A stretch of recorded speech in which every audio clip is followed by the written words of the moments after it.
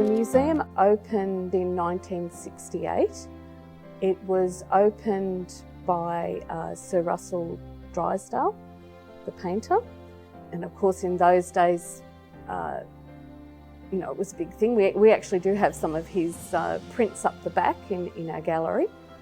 The idea behind preserving the museum was not just as part of family history and local history. It was really to show people what Jindera was like in the early days, to keep all these items in the community. And we've got a great little museum here. It's very, very different to what you would see in a metropolitan area. And there's stories behind everything. What Jindera is talking about is a story of a particularly German settlement in this area. That is part of the museum here, that it's keeping the local stories in the town. Hopefully we're preserving them.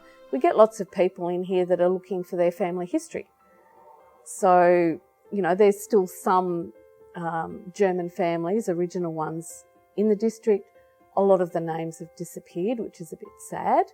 There's some very, very interesting objects in the museum itself, including, to my astonishment, 2 pairs of portraits of King Edward VII and Queen Alexandra, the King of the British Empire, his wife, and the Kaiser and the Kaiserin. I can't think of any place anywhere where you would get that juxtaposition of portraits of the 2 monarchs who were basically, whose countries would later go to war. I think the Germans were very meticulous. There's some items here that you would not find in an English household. There's one item, with the brushes in the kitchen. You've actually got a special stand, and it's got a number of different brushes that do different things. Some of the early books that we've got here that actually came across from Germany, they're actually their encyclopedias, if you like. So they made that journey with them, and they've stayed in the family Bibles. When the Germans came out, they brought a lot of material with them. Much of it religious material. I think they all brought out a family Bible, and one of the first things they did was build a church.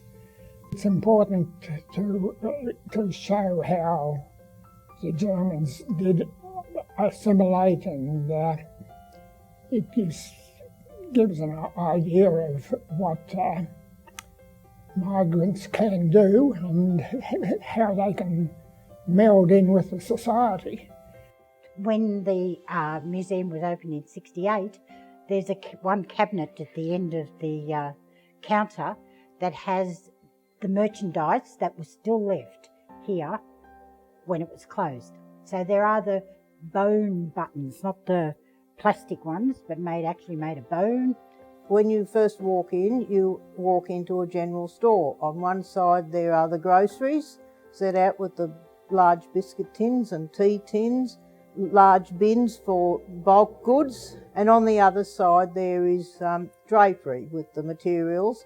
We also have china and kitchenwares and things like that. Now the original shop, which is part of this complex, was built in 1874. Mr. Rosler was a very frugal man, and the lining of the ceiling of the shop is of packing cases. So then you come back into the main living area, which was built about 1904 and 1905.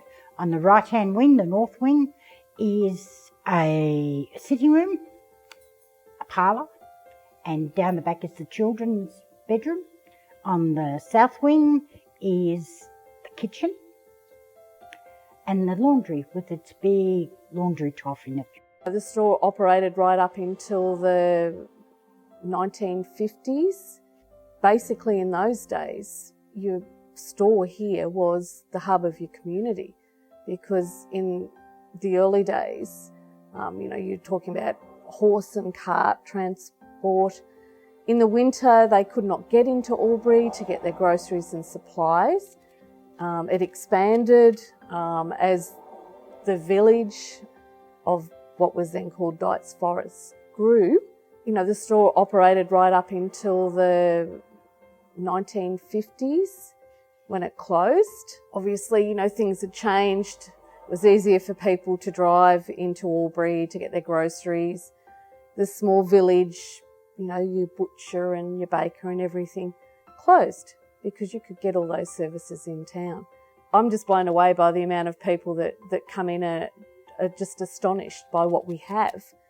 And when you consider it was founded by a small community. The Identity Project has been brought to fruition working collaboratively with 5 stakeholders.